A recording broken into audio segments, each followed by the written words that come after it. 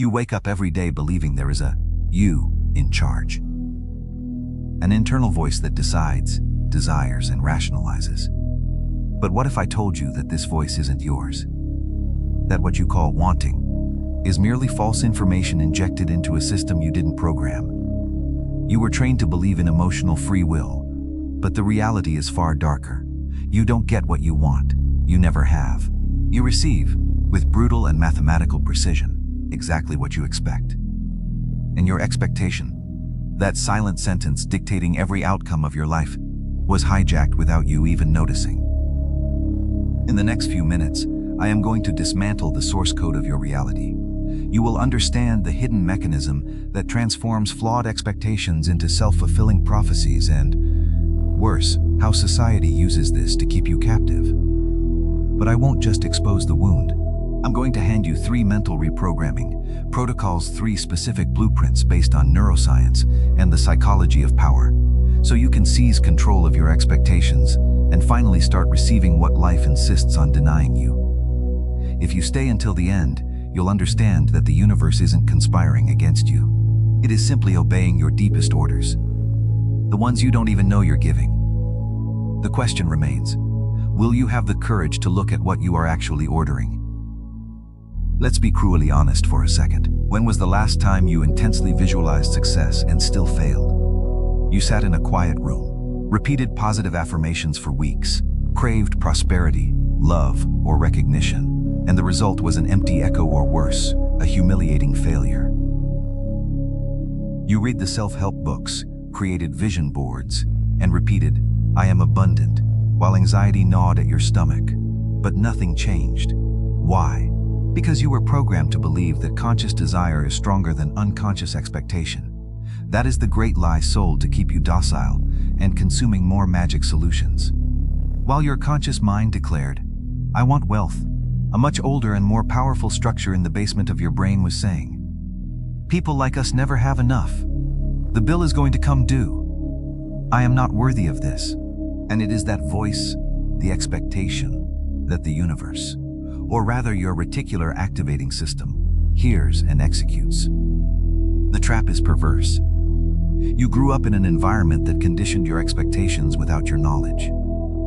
Every time a relative looked at you with pity, every time a teacher labeled you as average, every movie plot where the rich man is a villain and the poor man is virtuous, all of it was calibrating your internal thermostat for mediocrity. You don't want to be mediocre, but you expect to be. And this dissonance between wanting and expecting generates a mental noise that paralyzes your actions. You sabotage the golden opportunity because you expect something to go wrong. You choose toxic relationships because you expect love to come with pain. You hide in invisible work because you expect criticism to be destructive. The worst part, this isn't laziness. It's not a lack of focus. It is a psychological algorithm running in the background while you look in the mirror and blame the world, bad luck, or the government. The pain you feel isn't from a lack of effort. It's the unbearable friction between what your mouth declares and what your deep mind believes to be the absolute truth. You are being torn apart from the inside. Now, I'm taking you into the darkest layer of this behavioral engineering. Why does expectation beat desire? The answer lies in 2 psychological mechanisms operating like viruses in your operating system. First, existential confirmation bias. Our brain, an organ that consumes 20% of your energy, is a device for efficiency, not truth. It doesn't seek reality. It seeks to validate what is already programmed.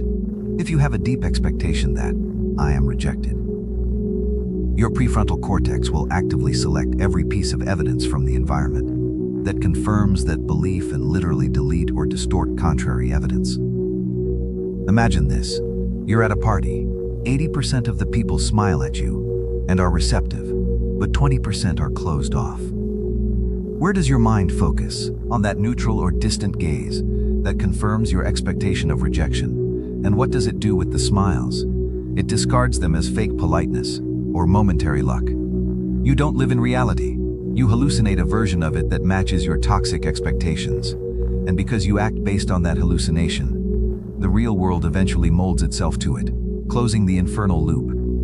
The second mechanism, even more brutal, is is what I call the deservingness thermostat. Every human being operates with an internal set point for happiness and success, like a thermostat.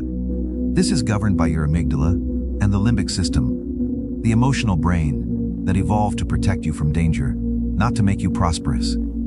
If you grew up with scarcity, your thermostat was set to scarcity. Any attempt to exceed it triggers a neurological alarm. The amygdala interprets sudden success as a threat to your identity, uncharted territory, and therefore dangerous. What does the brain do then? It engages in passive self-sabotage. You show up late for the decisive meeting. You say something unnecessary and push away a loving partner. You spend extra money on nonsense before investing it. All of this is to return to the familiar emotional temperature of scarcity. It's as if there's a night watchman in your brain saying, "Better to be unhappy in known territory than happy in the unknown." Your conscious want screams, "Set me free." But your expectation thermostat, cold and mathematical, pulls you back into the cell. Do you understand the depth of the prison now? Let me tell you a story to help you visualize this. In 1983, an oil tycoon and an ordinary merchant were placed head-to-head in an undocumented psychological experiment. They gave the merchant all the tycoon's strategic tools, the same initial capital, the same contacts, the same market intelligence. The merchant consciously wanted to win. He studied every strategy, woke up at 4 a.m., and wanted victory with every fiber of his being. But in the back of his mind, there was a whisper, "This game is for predators, not for me." In his first moves, he was aggressive.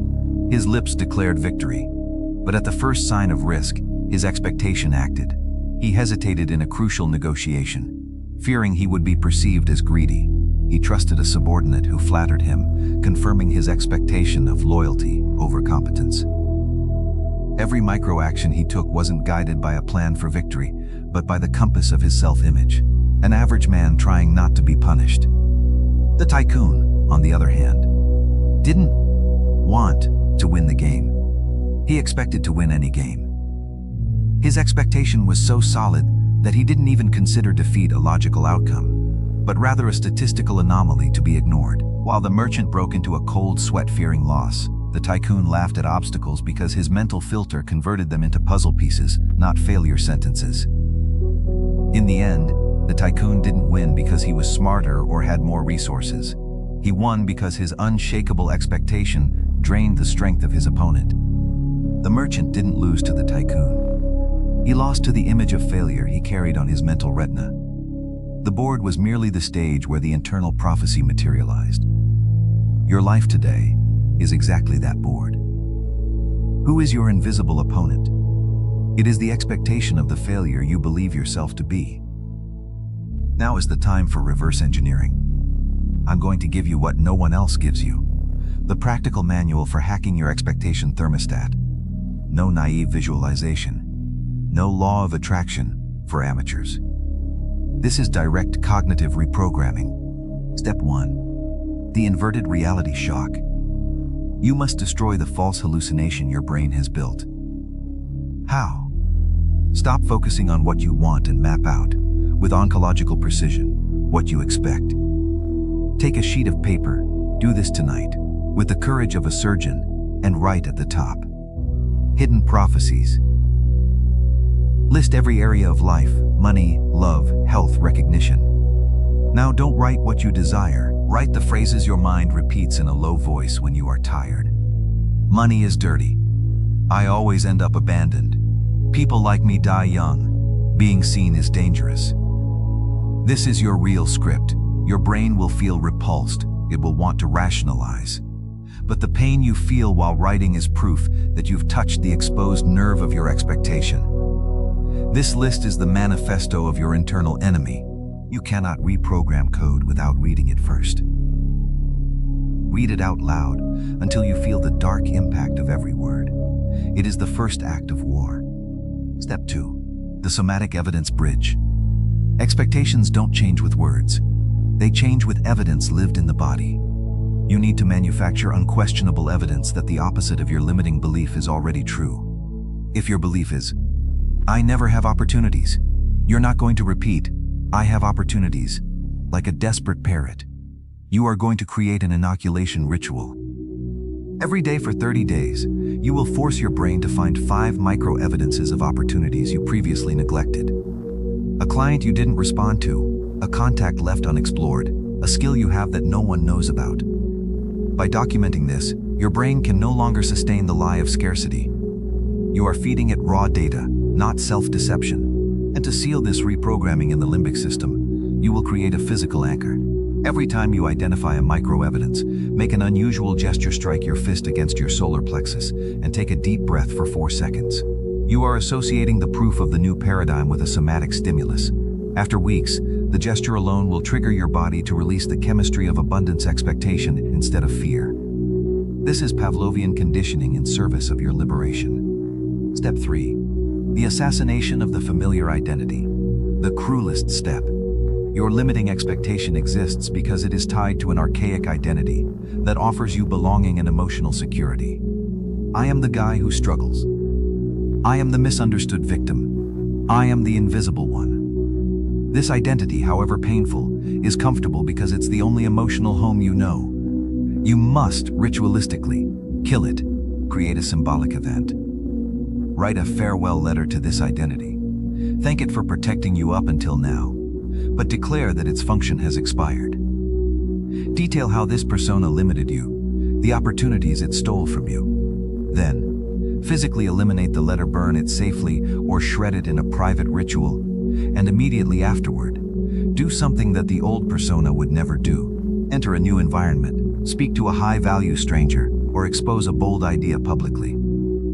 The goal isn't the result of the action. It's the positive trauma that breaks the old synapse. You are teaching your thermostat that surviving the forbidden action is possible, and that the new identity can be safer. The expectation of failure dies in the fire of that action. Without this death, any attempt at change is just a renovation of your prison cell. Now, stop and absorb the power in your hands.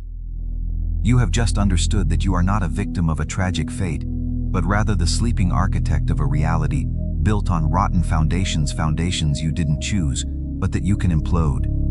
The fault is not yours, but the responsibility is.